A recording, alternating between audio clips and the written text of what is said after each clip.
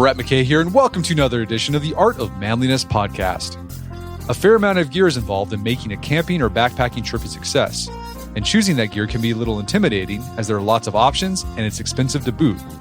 Here to offer some tips on selecting gear and getting the most out of it is Craig Caudill, an avid outdoorsman, the director and lead instructor of the Nature Reliance School, and the author of Ultimate Wilderness Gear, everything you need to know to choose and use the best outdoor equipment. Today on the show, Craig and I discuss some things to know when purchasing things like boots, tents, sleeping bags, and more. And we offer some specific recommendations as to the gear that's worked for us respectively. Craig also offers tips on using outdoor equipment, including how to dry wet boots without damaging them, whether you should put a tarp under your tent, what to do if you get hot and sweaty or cold in your sleeping bag, a hack for sleeping more comfortably on the ground, and the best kind of knife for an outdoorsman to carry. After the show's over, check out our show notes at awim.is/outdoorgear.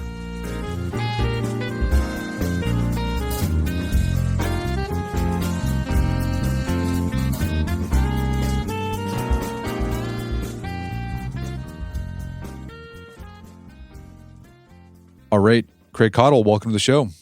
Oh, Brett, thank you for having me on. It's a pleasure. So you are a backcountry skills expert and an instructor. So you teach people about wilderness survival. How do you end up doing that as a career? Well, it's kind of a wild path to where I am now, but I started out as a kid like a lot of people my age. I'm in the mid-50s now, and I was one of those kids where my mom said, can you just go outside and play for a while or do something? And got to explore creeks and woods and farms and all that sort of fun activity. So just being outside was a very natural thing for me back then, and I've just stayed that way. My family is really heavily involved in camping, and my dad and I were active, very avid hunters and fishermen and that kind of stuff, doing all the outdoor activities of stewardship and taking care of ourselves. But the thing that kind of started pushing me off in a different direction, I did this with my family too, was we also did period correct reenacting, like pre-Revolutionary War era reenactments, where we dressed up like Daniel Boone and lived in teepees and shelters and sustained ourselves through foraging and hunting and all the things that happen in a reenactment where, you're basically recreating history. So that's a little bit different than what path most people have taken as an outdoors person, I think. And it kind of prompted me later on in my young 20s to complete what I've commonly referred to as 2 30-day sabbaticals. I wanted to test myself is what I wanted to do. And I went out in the woods with nothing but a knife, and I existed 2 different periods of time for 30 days. And quite frankly, it led to real, I don't know what else to call it, but a profound personal growth and development. I learned a lot about what I can do well. I learned a lot about what I didn't do very well at all. And I've been spending a good deal of my time from that point forward trying to develop those skills. I attended myself a survival school, a friend of mine who has another survival school. I didn't realize that people passed on skills the way I do them now in a survival school. I thought all these outdoor skills, hunting and fishing and fire building and rubbing 2 sticks together and all the stuff that we do, I thought that was just a family lineage type of thing. And I went to this school, found out what was happening at that school was all the stuff that I've been doing for fun, basically my entire life. So in 2006, I started what we now call Nature Reliance School. That's my school. I'm the director and lead instructor. And so we've been teaching survival and tracking, both animal and man tracking, land navigation, nature immersion type coursework since that time. And now, later on in life, in the last 10 years or so, I've started going after and enhancing, I don't know if it's the right way to say it, but basically my academic understanding of the outdoors. I became a certified master naturalist. I've gone through some wildlife habitat and forest stewardship coursework just to basically understand better what's going on in the outdoors so that I can both steward it and teach other people about it. That's fantastic. So, and the instruction that you do, you're doing some of the primitive skill stuff, the Daniel Boone skills, but you also teach people, you incorporate how they can use modern gear in their outdoor pursuits as well. Yeah, absolutely. Since 2006, our motto has been where practical meets natural. So it's not just living off the land and making, bow drill fire, hand drill fire with a couple of sticks. It's also learning how to use a lighter correctly and how to pack your pack and what kind of packs to get, all the things that go along with water, whether it be filtration or purification, all those things, and how to use modern gear, because that's where most of us are, is is in the modern world, we don't necessarily want to reenact history. We don't want to preserve it. A lot of people do. And we do have instructors that come in and teach with us, some of those things that I teach as well. But we also try to appeal to those that just want to be outside. And I do everything I can to help them get what they need to be able to do that safely and enjoy themselves. So you spent pretty much all your adult life outdoors, and in the process, you've had the opportunity to test out different kinds of outdoor gear. And I think a lot of people who have an interest in getting outside, backpacking, backcountry hunting, things like that, it can be easy to get overwhelmed by gear selection because there's just so much out there nowadays. I mean, I imagine like 30 years ago, it probably wasn't overwhelming because you just had, you get the Coleman white light lantern. That was it. But now there's so many options. It can get expensive. Outdoor equipment can get expensive. So you're afraid to make the wrong purchase. So what I want to do today for our listeners is do a deep dive into outdoor gear so our listeners can get ready for their next outing. And in your book, you talk about 3 general factors to keep in mind when you're buying gear: personal experience, budget, and geography. And we're going to talk about these as we go along. You also recommend trying out gear first by borrowing it from friends or looking for an outdoor club nearby in your town so you can see if you like a particular item or even like a particular outdoor pursuit before you start dropping tons of money to buy gear. But let's dive into specifics and want to talk about the real foundation of any outing, and that's what goes on your feet. So let's talk about hiking boots. What should people consider when purchasing a pair of hiking boots? When I wrote this book that you and I are discussing, Ultimate Wilderness Gear, I interviewed 2 different podiatrists on just basically what would they tell me about getting hiking shoes. I know what kind of answer I'm going to get if I go to a store and say, hey, tell me what I need as far as hiking shoes and boots and things that go along with it. But I wanted to understand from a podiatrist, what do they recommend? And one of the things that kind of jumped out at me talking to those folks was that they called it memory. Like our feet have a certain way that they like to fit inside of a shoe, and they get formulated for that shoe. And so for me, like I wear a lot of Merrells, and Merrells feel really good on my feet. And I was wearing Merrells before they were cool and all that. I've been wearing them for 30 years. It's been there, and my feet like them. And so a friend of mine that I was training at the time, he had a really high end boot, and he's like, man, these are the greatest boots I've ever had in my life. I got them, and man, my back hurt, my feet hurt, my knees hurt, my hips hurt. They just didn't work for me. And discussing that with a podiatrist, that's where that memory comes into play. So it's not the best thing to get a recommendation from a friend on, hey, this shoe works for me, other than the fact that it lasts a long time. But the style and the fit, you need to go to a store. And I'm a big fan of going to small outdoor stores, not the big box stores where somebody's basically making minimum wage to sell you a pair of shoes. Go to a place where there's a small mom and pop shop. And usually in those type of stores, you've got somebody in the store that will nerd out on shoes. They know everything they can tell you on shoes. And so they'll help you with that. And so they'll listen to you. They'll take your information, and then they'll try to find a shoe that fits for you. And a big part of that is being able to wear the shoes in the store, which most of the small shops will be able to do that for you. Have an incline where you can walk up a hill, down a hill, some sort of steps or something where you can walk up and down and find the fit. Because walking downhill is different than walking uphill, and your feet feel differently in a pair of boots. And so that's going to be critical. No, that's great advice. I'm a big proponent, too, of going to small mom and pop outdoor shops. The one that I like, I think we've already given the shout out before on the podcast, but it's a shop out of my hometown of Edmond, Oklahoma, called Native Summit, and small place on the main strip there in town. But they're really knowledgeable. The people that work there, they're avid outdoorsmen.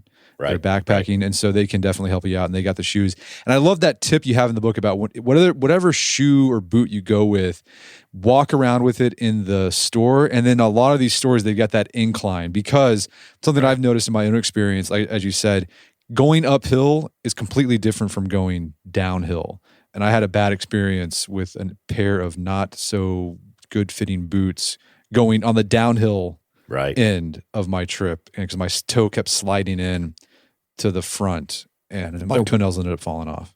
Oh, wow. Yeah, that's bad. That's not good. Yeah. Don't do that, Brett. Yeah, I don't recommend doing that. I'm also a big fan, and a lot of people see me out doing some of the things that I do, and I wear a pair of just regular sneaker tennis shoe type shoes quite a bit in the outdoors because they're Oh, yeah. comfortable. I like them. They're not necessarily hardcore hikers. If I'm going to do something under pack, like I ruck in the mornings for exercise, I have my hiking boots on then because I'm going up and down hills here in Kentucky, and I've got a pack on and the stuff that goes along with it. So I want a little bit more security there. But general, just going out and doing a day hike or walking through the woods and studying trees or whatever it is that I'm doing that day, that's, I'll typically just have a pair of tennis shoes on. Yeah, what are your thoughts? I know a lot of companies have been putting out trail sneakers. So they're like a sneaker. They don't have the high top of a hiking boot, but the tread is like a hiking boot. And a friend of mine the other day told me they're seeing them even on through hikers. Yeah, those are great. I've actually got two really good friends that have hiked the the Appalachian Trail, in those types of shoes. They didn't wear any high top shoes of that nature at all, didn't wear boots. They just wore those shoes and were incredibly comfortable. It's a long trip right there. Incredibly comfortable in those shoes. Again, if I'm going under a load with a pack on, I'll probably have something that's helps secure the bottom of my foot a little bit better. But other than that, I'm tennis shoes. Those type of trail shoes work great for me. Any advice on breaking in your hiking shoe or boot? Yeah, I think a big part of that is to go on short hikes, really short hikes. You don't want to put on a brand new pair of boots and then hit the trail and go 10, 15, 20 miles. That'll be problematic. If you're wearing an all leather boot, a good mountaineer friend of mine recommended, hey, Craig, just get in a creek and walk with your all leather boots and let them get soaking wet right as you get them, and let that boot form fit around your foot, drying as you're walking. And that helps quite a bit. Another thing is just to get out and walk through a neighborhood, walk on a day hike, do something where you're breaking them in, start a mile here, do 2 miles later, do 5, and make sure that they're going to work for you. Because again, as you found out, and I have too, I've had similar experiences where I learned lessons the hard way. You don't want to find out that boot's not going to work 15 miles in. Right. And so you want to break them in slowly, that's for sure, and and know what you've got on your feet before you head out.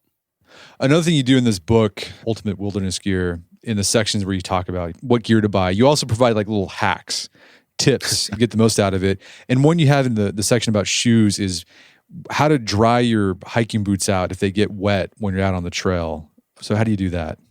Yeah, that's one of them things that the folks that come to Nature Reliance School, I'm fond of fire. I use fire a lot. So it's one of those things you want to avoid with your footwear, because most people will take their shoes and sit them right next to the fire and then sit back and get to talking and not pay attention. And then the synthetic materials and the leather dries out so quickly that they're just not going to be effective moving forward. Or they melt. Or they melt. Yeah. I've had that happen as well. When I was a kid, I had a pair of shoes that I put them right next to the fire, and the whole bottom of the shoe melted off in the fire at night. My uncle let me learn a real valuable lesson that night the hard way. I had to hike out barefooted. But that's definitely one of the things that can happen. So we're all about slowly drying your shoes out. One way to do that is to take the insole out, and because that's going to hold a lot of moisture, and air dry it around campfire. Don't necessarily have to put it on the fire, but around you. And then another thing is just take some dry material and stuff it in the boots, and it'll soak up a lot of moisture, and then discard it once it gets damp, and then put more in there, whether it's dry grass or something of that nature. And it's going to pull a lot of moisture out of the inside of the boot. Next morning when you're ready to rock and roll again, stick those insoles back in, and you'll have as dry a boot as you can get without damaging them by putting them by the fire. So another thing you recommend doing if you're going backpacking, or maybe you're doing some car camping and you're just hanging out around the camp, you're not actually on the trail, is to have a camp shoe, something else you put on that's not your hiking boot. So what do you recommend for a camp shoe? Find that one works for you, everybody. My way is not the way of doing things. It is a way of doing things, but I love helping people find their way of doing things. That's my perspective, but I love Crocs. I am a Croc guy, man. I love my Crocs. Take off those stinky boots where I've been man tracking or backpacking, whatever it is that I'm doing, and put those things on. I feel good. So Crocs dry really quickly, so you can get into a creek or pond or whatever it is you might need to do and get your feet damp, moisture, and wash them off if you need to. They dry really quickly. You can put them on and off. You can put the strap on the back, put them in 4-wheel drive mode, and go up a hill if you need to. And short jaunts, and they're just great shoes. They're easy to clean. They are very lightweight, which is great for backpackers.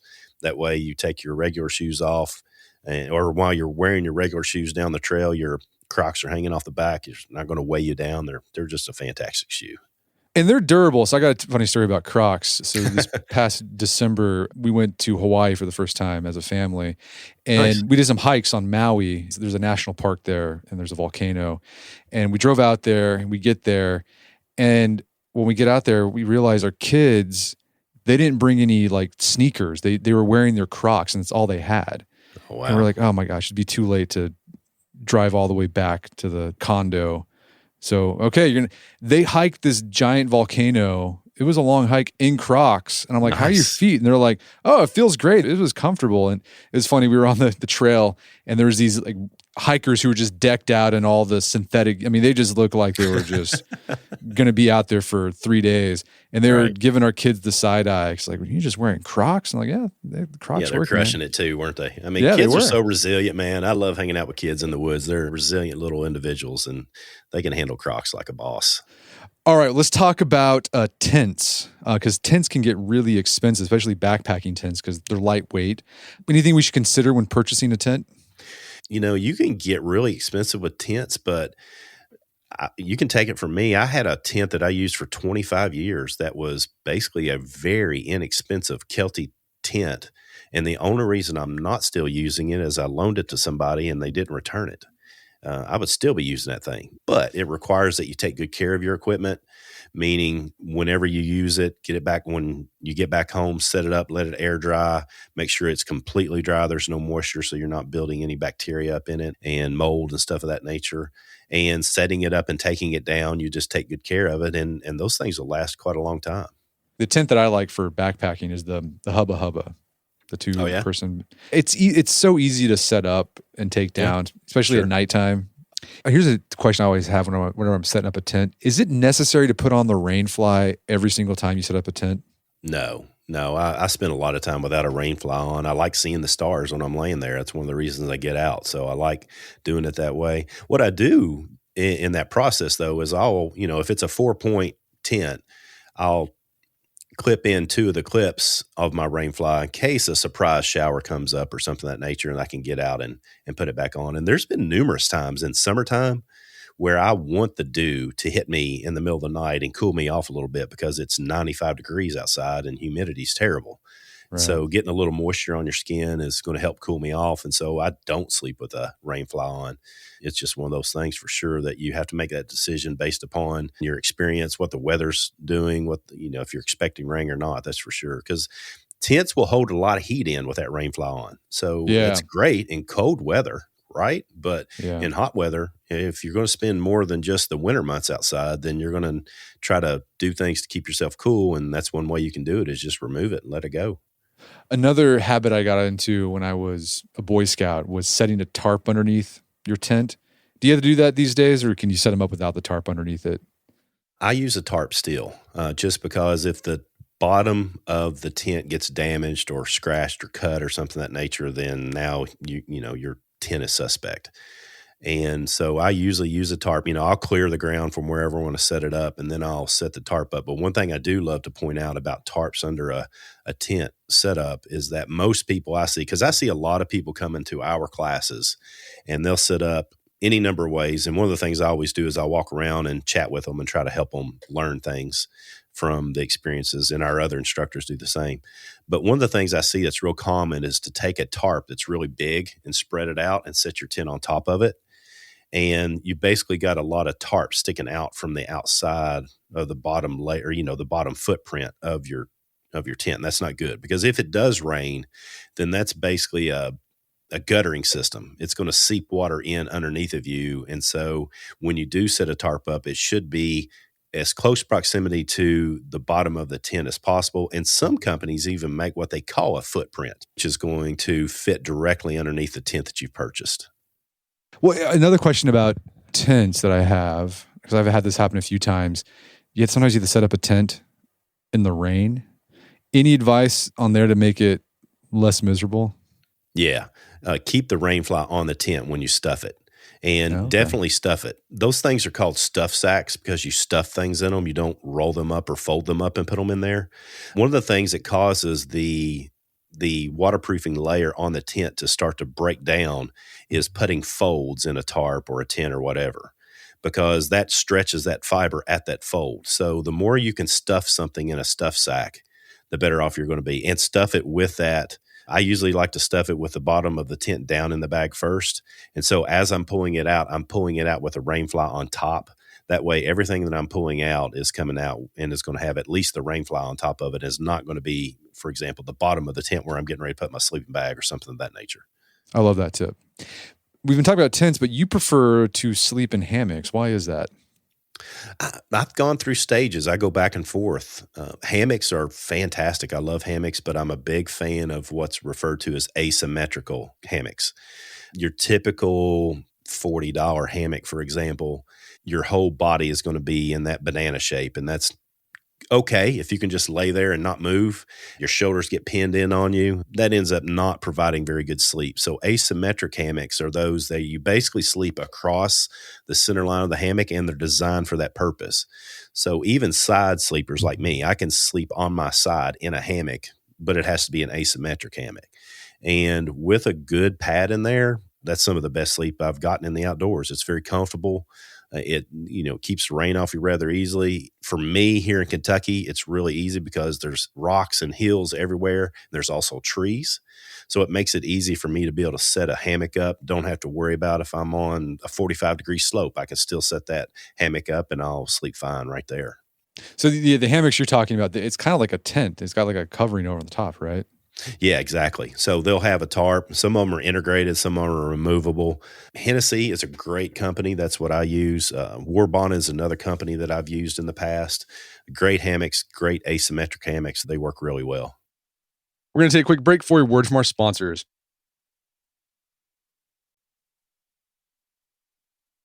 And now back to the show. All right, let's talk about sleeping bags. Do you have a go-to sleeping bag? This is probably the piece that might surprise most people. I've got one of those no-name, I can't even remember where I got it, sleeping bags that I've been using for almost 35, 40 years now. It was one of those, and I think it has to be paired with a good sleeping pad. But the key is the insulation that's in it, as well as taking care of it. And there's a few things that I recommend on taking care of your sleeping bag. The first would be when you're storing it, this is one of those things you never, ever, under any circumstances, should store in a stuff sack. A lot of people probably have them on their shelf right now. They're stuffed because it takes up little space. But you should find a spot in the back of a closet somewhere where you can just toss it, leave it on the floor, or hang it up so that it continues to maintain its loft. That loft is really important. Something like an insulation such as Primaloft Gold or something of that nature that is filling in these sleeping bags oftentimes have hollow fibers, and that's part of the thing that helps it retain its warmth. And if you stuff it in a stuff sack, that gets squeezed out and it has memory. Therefore, when you pull it out the next time, it won't do that very well. It won't loft very well. And so it won't retain heat if you need it to be doing that. So stuffing it in the back of the closet is going to be really, really good for it. The other thing is, no matter what you think has happened at night, we all put off a lot of moisture. And so one of the best things to do first thing in the morning when you get up is to reverse your sleeping bag and let it air out. If it's raining, then at least do it inside the tent. And if it's not raining, take it out, hang it on a branch, lay it on the ground, whatever you need to do. Hang it, set up a guy line so you can put it over a piece of rope and let it hang out and get a lot of air to it. But get a lot of that moisture out before you put it back in your backpack and move on to the next campsite. Will help you tremendously in saving the life of that thing, as well as saving the function of it while you're utilizing it. What are the advantages and disadvantages of, say, a down filler, so using like feathers, versus a synthetic filler? Oh, it's a great question. It's one of the things that most of us that spend much time in the outdoors know how warm down is, and it's fantastic. The way it's put into a vest, a jacket, a sleeping bag, whatever it is that you have, is very key. But the problem with all down is it starts to lose its ability to insulate if it gets wet. Now, there have been some downs that have been formulated where they're basically coated with a coating to help them retain their warmth. But my experience is that doesn't work really well. And I say that because I see hundreds of students a year, and some of them come in with the best gear that money can buy, and then they get cold. Well, I think it's one of those things where moisture inside the sleeping bag is problematic because of the down. I'm a huge fan of the synthetic materials in my sleeping bag because most of them will continue to insulate some, even if they're damp, which is a good thing. The Holofill is really, Primaloft Gold and stuff of that nature is really good for that. One of your tips you have, if you feel like you get hot and sweaty in your sleeping bag, one tip you have is just like, well, leave one leg out. Yeah, absolutely. That's one of the things my dad taught me deer hunting years ago was because we would go out in 8-degree weather and sleep in the back of the truck under 20 blankets or a sleeping bag or something. And I'll never forget him teaching me that the first time, and it worked really well. But basically, most people know you lose a lot of body heat through your head if you're hiking or something of that nature. So you're losing heat because it's an exposed portion of your body. That's true about any portion of your body that's exposed. So if you're laying in a sleeping bag and you stick your leg out or a foot or what have you, then a lot of heat will escape both from the opening where you've stuck it out, as well as a lot of the heat will come off of your leg. And so you will definitely reduce your body heat inside the bag by doing that temporarily. Then if it starts to chill a little bit, put your leg back in, zip it back up or whatever you need to do, and you're back to getting warm again. What if you get cold in your sleeping bag, even if you have a cold weather bag? Any tips on staying warm? I think what I see a lot, Brett, is that a lot of people they feel like the answer to staying warm in cold weather is to put as many clothes as they can on and then get in the sleeping bag. So sleeping bags are made to be utilized without basically any clothes on if you can stand that. Because I like to say it this way, our bodies are the only heaters that we take into the outdoors with us, unless we're taking something like hand warmers or something like that. So if you set your body up for success inside that sleeping bag, it will succeed. If you set it up for failure, it's going to fail. And one of the big things that causes failure is when your blood is not flowing properly. So one part of that is make sure you're going into the sleeping bag hydrated. And the second part of that is make sure you don't have constricted clothes on. Like there's some tactical type classes that I teach where I have to wear boots and gear and chest kits and stuff of that nature. Even in the sleeping bag, I have to be ready to go. But I'll loosen up my belt and loosen up my shoes a little bit so that the blood is flowing from my core down to my legs. That's really important. Most people have something that's tied around their waist inside the bag, and blood just can't get to their legs properly. And if the blood's not flowing to your legs and feet, your arms, if it's constricted, then you're not going to get warm. You're going to get chilled pretty quickly. Another little hack that I've seen, my wife does this a lot. Before you go to bed, heat up some water and then put it in like a Nalgene, and then you just stick that at the bottom of your sleeping bag, and that'll keep you warm. Oh, absolutely. It's one of the things in survival class where, because I take students out sometimes and we do knife only, where we go out without any gear except a knife. And one of the things that we are very fond of doing is warming up rocks in a fire that we've built and put them in our pockets and letting that help keep us warm. Same thing with an Nalgene bottle in the bottom of your sleeping bag. It works great to keep your toesies warm down in the bottom of that bag. For sure. And we've done hot hands too. We've had those just kind of, that's a nice thing to have too. And then also with sleeping bag, that's one of those things where you have to really consider geography. If you're going to be doing a lot of cold weather camping, you'll want to get one that can handle those low temperatures. But for me, I live in Oklahoma. When we do our backpacking, it's either in New Mexico and Colorado, so we're up in the mountains, and we typically go in the summer and early fall, so it doesn't get too cold. So we just get kind of one of those sleeping bags that works year round, and that seems to be all right. But I imagine if we were in Canada, we'd want to get like a sub-zero sleeping bag. Yeah, that's really key. And one thing that I haven't mentioned that's a really good setup is United States military has what they call the military sleep system, which is basically a summer bag, a cold weather bag, and a bivy sack that goes around it. And when it's extremely cold weather, you can put all three pieces together. And I've utilized that in sub-zero temps. Like we had a class this past year where we had students out in 9 below zero here in Kentucky, which is very uncommon for us. And that's what I used was military sleep system, and it worked great. I slept like a champ in 9 below zero weather with just basically the winter bag and the bivy sack without the other bag added to it. And that gives you what I call modularity. You can add to or take away whatever it is you need based upon wherever it is that you're going. So in your book, you said you would spend more on your sleeping pad than you would on your sleeping bag. Why is that?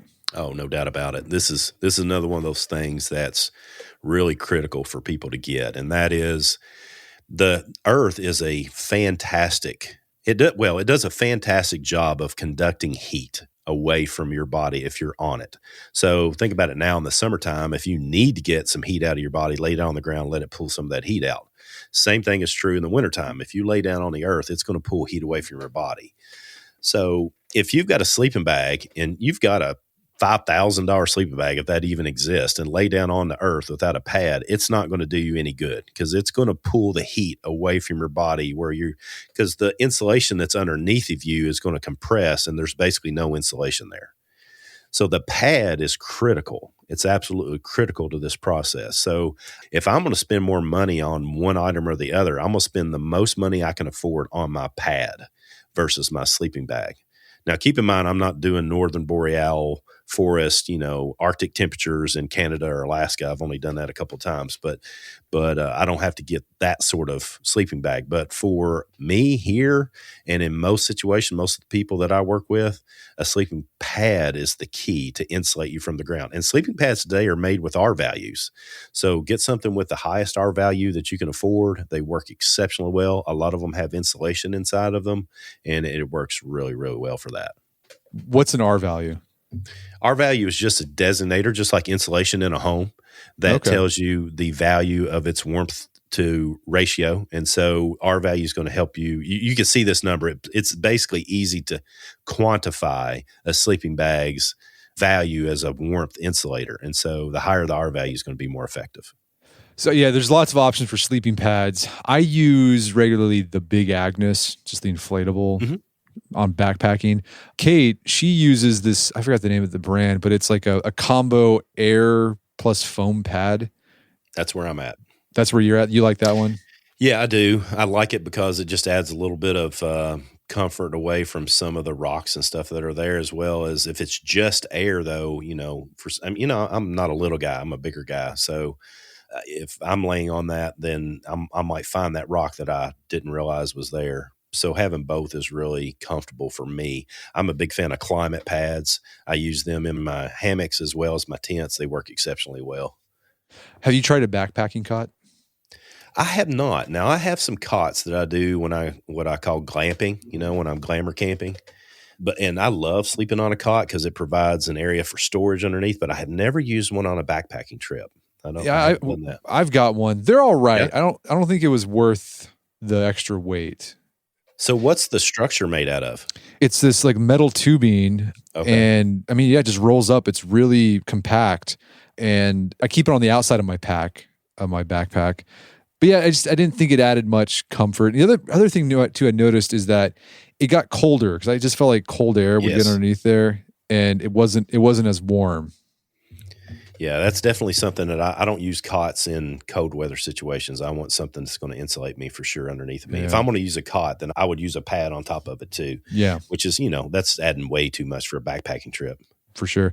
You actually have some advice, a great tip on making your sleep a bit more restful when you're sleeping on the ground. So how do you do that? Yeah, this is a great, man. I hope your listeners love this because I've taught this to so many people and they're like, that's the greatest thing ever, Craig. I call it the butt divot. But basically you create a divot in the ground before you put your tent down, before you put your sleeping pad down, that is around the circumference of your bottom, and dig it 1 to 2 inches deep. And that way, when you lay flat on your back, your bottom goes down into it and it helps to align your spine. If you sleep on your side, then your hip goes down in it and does the same thing.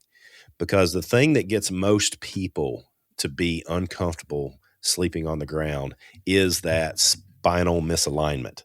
And so by digging that little divot out, it'll help align your spine. You'll sleep better. I promise you'll sleep better. Everybody that's listening, you'll love it. And it works exceptionally well. It's really easy to do. You can use this. You don't have to carry a shovel. Just grab a stick or a rock or something and dig out a little divot. It doesn't take very long and you'll sleep much better. Another thing I recommend if you're a backpacker, the ROI on it is incredible. A backpacking pillow. Oh, yeah. They're amazing. Yeah. Yeah, I love a good pillow. This is one of the favorite Father's Day gifts that my kids give me. I've got 6 or 7 of those things, and I love them all. Some of them are made that you blow up. Others are come with some sort of material inside of them. Others are just something that you stick your clothes into and make a pillow out of it. Tough Possum Gear, I've got a piece of equipment of theirs that I utilize for that to make a pillow impromptu in the field. It's fantastic to have a good pillow. I love it too. Yeah. The one I got, it's really small, but it fills up nice and it's just really comfortable. Nice. Let's talk about water. And one decision you have to make when you go out backpacking or on a hike is how you're going to carry your water. There's the bottle option, like the Nalgene bottle, or the bladder option, like the Camelback. What are the pros and cons of either one? I use both at different times, but just for ease of use, putting the bladder on and being able to get to water whenever I want to easily, just super easily is, that's very attractive. And, because I love getting kids outside too. My kids are grown now, but having a water bladder for your child, their own little backpack with a water bladder on it is the coolest thing for kids to carry their own water. And they think they're super cool because they get this big, massive straw. So if you're wanting to get your kids involved in the outdoors, get them a little Camelback or something of that nature.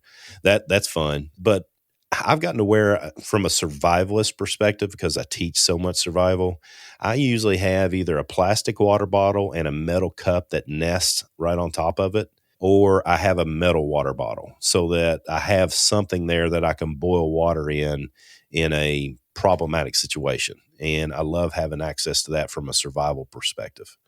Gotcha. Yeah, I like to use the bladder. The one downside with the bladder is they're a pain in the butt to clean when you get home. They are.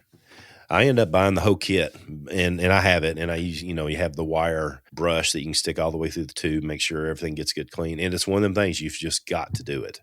If you don't take the opportunity when you get home to clean your equipment, then you're going to have to rebuy equipment. It's a great way to save money in your budget because buy it once, take care of it, and it'll last a very long time for you. What's your go-to for water filtration when you're out backpacking? Sawyer Mini, Sawyer Squeeze. That's the easiest one that I found that works really well. I train a lot of folks on the federal level and law enforcement in the United States military. And so we've looked at a bunch of these things, like a bunch of different filtration and purification devices. And those are two very different things, by the way, purification versus filtration. But as far as filtration is concerned, I like the Sawyer. You basically get a Sawyer Squeeze, for example. It has a little bag. You put your water that's suspect and possibly contaminated in the bag, and then you screw on the filter on top of it. And if it's new and hasn't been used a lot, then typically you can gravity feed the water out of it. You don't have to do anything else with it except hang it upside down. If it has been used a lot and you're starting to get some of the sediment that's blocking it, then you can squeeze it through, and it makes it easy to squeeze through. And that's a nice little package to have, a Sawyer squeeze system. Yeah, I've been using I'm going to check that out, but I've been using the Caudill hiker, that's a pump filter. It's worked out good. I used one of those for years, Brett. They are great. They're solid. And keep in mind, and I'm glad you brought it up, what I just recommended is a personal go-to. Like I've got one, somebody else that's with me will have their own. If I'm gathering something like maybe what you're describing where you're taking the kids out, because I did the same thing when my kids were little, I would take that pump because I can stick that in the water. Everybody can bring their water bottle around or their bladder, whatever they've got, and we can pump it, and everybody gets filled up rather quickly because you can get more water quickly from a Caudill pump than you can a Sawyer, that's for sure.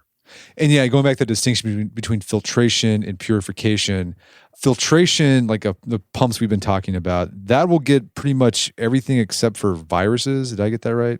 Yeah, you've got that exactly right. And that's a thing that a lot of people miss. You're going to almost, and there's a lot of debate on this, and I've taken this to the Kentucky Division of Water here in my state where we've looked at devices and tested them against what basically the marketing says. And the best thing out there for viral contamination of water source is some sort of chemical additive, whether it's chlorine dioxide or an iodine like they've used in the military for years. Some of that variation is going to be the best thing for viruses. However, I caution people because in what I call diminished decision making, it's easy to say, okay, one of these tablets is good, then this looks really dirty for whatever reason, because you've got diminished decision making, then 3 will be better. Well, that causes problems for your organs, and you don't want to do that. So usually what I do is I write how many tablets are needed on the packaging and on my bottle, so that if I'm tired, dehydrated, not making good decisions, I just follow my own directions on the packaging. Gotcha. And I think for most instances, when I've been backpacking up in the mountains, I'm not particularly worried about viruses in the No. water. I'm just worried more about the bacteria and the sediment, things like that. Correct. That's the main thing. Any go-to for heating up water? Do you like the jet boil?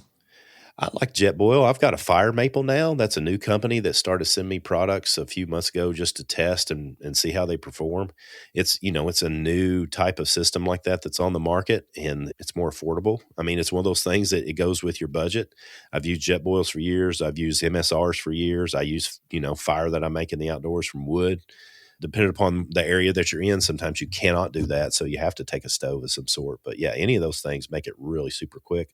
I would like to add from a safety perspective there's a lot of burns that are happening from using things like jet boils, because people get them started and then they walk away from them, or they sit down and put that thing between their legs because, hey, I put my hands over it. There's been a lot of serious injury from that. Don't make that mistake. When you set it up and you're going to use it, keep your eye on it. Have it on a stable rock or the ground. Use the stand that comes with it. A lot of people don't use the stand. Use the stand that comes with it. It's there for a reason. Something I'd like to talk about too, you talk a lot about in the book. You have a whole chapter dedicated to it. I think a lot of guys love talking about this tool, a knife. Yes. And you recommend your primary knife when you're out in the outdoors is a fixed blade knife over a folding knife. Why is that? Definitely, because anything that has more moving parts or mechanical parts to it, that introduces an opportunity for something to break. So a fixed blade knife doesn't have that problem.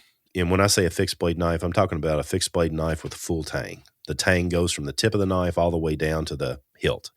I'm a huge fan of LT Wright handcrafted knives. They're built here in United States in Ohio. Great guys, great knives. They've built the knives that I've designed. Those are just go-to tools that you can utilize for all your cutting. And I do say cutting, not chopping. So a lot of people try to find that knife that works both as a chopper and a cutter, and it just doesn't ever turn out very well. I'm a big fan of just a really good, solid fixed blade knife. Now, that doesn't mean that I don't utilize or have with me a multi-tool or something like that. I do have it. I just don't want that to be my go-to cutting tool. Now, I want something that I know that when I pull it out and I use it, I'm going to be able to use it. And I don't abuse my tools ever, but if I use it properly, it's going to last me forever. Okay. So a fixed blade, bring along a Leatherman just to have I always have a Leatherman, always have a fixed blade. What do you recommend backpackers take out, or even just you're doing car camping? What do you take out for starting a fire? This might surprise people, but I carry a lighter, and I carry a lighter in my pocket, and the backup for that lighter is another lighter. And the backup for that is a ferrocerium rod. And because they just work. And you're just talking like a Bic lighter? Yeah, a Bic lighter. I mean, nothing fancy at all. I mean, this is one of those things where I do save money because I'm going to buy good shoes and I'm going to buy a good sleeping pad. I don't have to buy some fire starter that's going to cost me a lot of money. But, understanding fire is important. You need a fuel source, you need an ignition source, and you need oxygen. So to make that fire, that fuel source of a Bic lighter, and I usually keep at least one of my Bic lighters in some sort of waterproof container, whether that's the one in my pocket or the one in my pack. Something that is a waterproof container so it doesn't get wet, because they don't work real well when they're wet. And then some sort of accelerant. Fast Fire is a company that makes some great products. You can get some less expensive versions that are basically backyard grill, starters that you can start a grill in the backyard. Take those with you, because most of those accelerants are something that when you light them, they're going to burn a little bit longer and hotter. They'll go quickly, but it's going to help you in that situation where you got damp conditions and damp materials that you're working with. And so you might need that little boost to help you get that fire, because everything out there is wet at the time. And so having fire accelerant cubes of some sort are good to take with you as well. Let's talk about backpacks. Any recommendations on picking a backpack? Yeah, I think the big thing people need to look for, and I just came up with a number here many years ago, but if you're going to carry something over 20 pounds, for most people, then I recommend getting something that has a waist belt on it. because you don't want anything from, again, most people, and this is different depending upon your health and fitness and your experience, but anything more than 20 pounds just on the shoulders is going to cause a fair amount of stress, particularly when you're not used to it. If you have a waist bit on your pack and put it on you and utilize it, then it transfers that weight to your core, where you've got these big, huge muscles there, your buttocks and your hips and your abdomen and all the things there that are going to help carry that weight a lot better. I'm a big fan of Hill People gear packs. They're made in Colorado. Those are good guys out there. They make great packs. They've got different belt systems that you can utilize depending upon what your needs. They've got real hardy backpacks. And whether you get something like from a Hill People gear or you go to a store, either one, again, I would recommend going to a small store where you've got, like we talked about before, where you have the shoe guy or the shoe gal. In a small store, you might have the pack person, the person that's really good at sizing you up. And they've got frames that get put on you and measure your spine and your hip distance, and they'll find a pack that fits you better, or they'll set it up to fit you better. And companies like Hill People Gear, again, they have forums and social media groups where you can ask questions of the owners of the company, and you can talk to people that carry those packs. And there's groups like that on social media for every product out there. And that way you can get your questions answered. That's one of the things that I do like about social media. Yeah, for sure. Any advice on packing your backpack? Yeah, everything that's the heaviest needs to be at your core. That's where the big muscles of your body work from. And you'll be better served if you do that rather than hanging it off the top. And that's another thing. Everything needs to be tied tightly to your pack and not swinging. That causes problems. But the big thing there is put it as close to your core as you can. Well, Craig, this has been a great conversation. We covered a lot of ground. There's a lot more people can learn. Where can they go to learn more about the book and your work? Yeah, thanks, Brett. It's been great to be on here with you. NatureReliance.org is my website. NatureReliance.org is the hub for everything that I do. I've got a robust online school where you can train with me from anywhere in the world. You can find our calendar of classes, come study with us in person.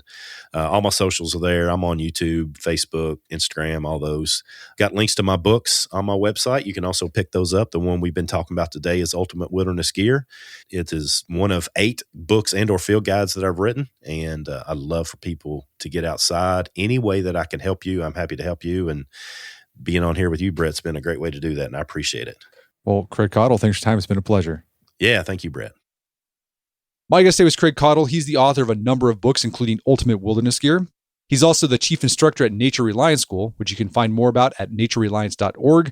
Also, check out our show notes at awim.is/outdoor gear. We find links to resources where we delve deeper into this topic, including links to the specific gear recommendations Craig and I mentioned in our conversation.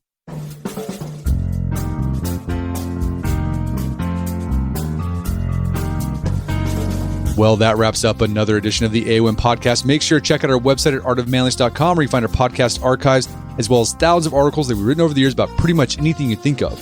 And if you haven't done so already, I'd appreciate if you take 1 minute to give review on the podcast or Spotify. It helps out a lot. And if you've done that already, thank you. Please consider sharing the show with a friend or family member who you think gets something out of it. As always, thank you for the continued support. And until next time, it's Brett McKay, reminding you to listen to the AOM podcast, but put what you've heard into action.